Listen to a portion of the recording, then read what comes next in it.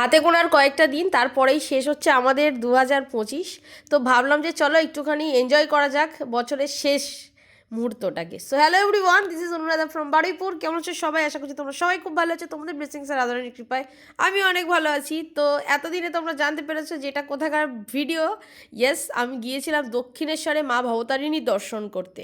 তা ভুলচুক হয়ে গেছে গেছে বাবা, 2026টা ভালো করে শুরু করতে হবে। তার জন্য শেষের দিন আমি চলে গেছিলাম একদম দক্ষিণেশ্বরে। ওই মোটামুটি একটা নাগাদ গিয়েছিলাম, গিয়ে আমরা পুজো দিতে পারলাম না, কারণ হচ্ছে ওখানে গেট অফ হয়ে গেছিলো। তারপর আমরা এসেছিলাম আদ্যাপীঠে। আমরা প্রতিবারই আদ্যাপীঠে এসে প্রসাদ পাই, বাট এবারের ভিড়টা ছিল চোখে পড়ার মতো, প্রচুর ভিড় ছিল।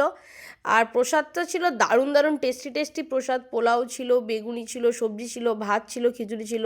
কারণ আমরা খুব তাড়াতাড়ি করছিলাম খাওয়ার জন্য, কস আমাদেরকে আবার যেতে হবে দক্ষিণেশ্বরে পুজো দিতে। হ্যাঁ, আমরা খেয়েই পুজো দিয়েছি।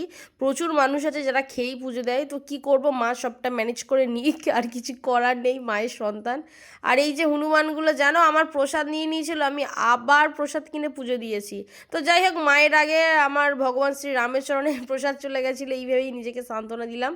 দিয়ে চলে আসলাম একদম ভ্যাসাল ঘাটে। ওখানে তো দারুণ সুন্দর ওয়েদার আর বিভৎস ঠান্ডা। তারপর আমরা এসেছিলাম ওই সন্ধ্যাবেলা বেলুড়ে, এখানে এসে প্রার্থনা হচ্ছে। বাস এটাই ছিল একটা ছোট মিনি ব্লগ। সো কেমন লাগলো জানিও সবাই। খুব ভালো থেকো, সুস্থ থেকো, নতুন বছর মন দিয়ে কাটিও। রাধে।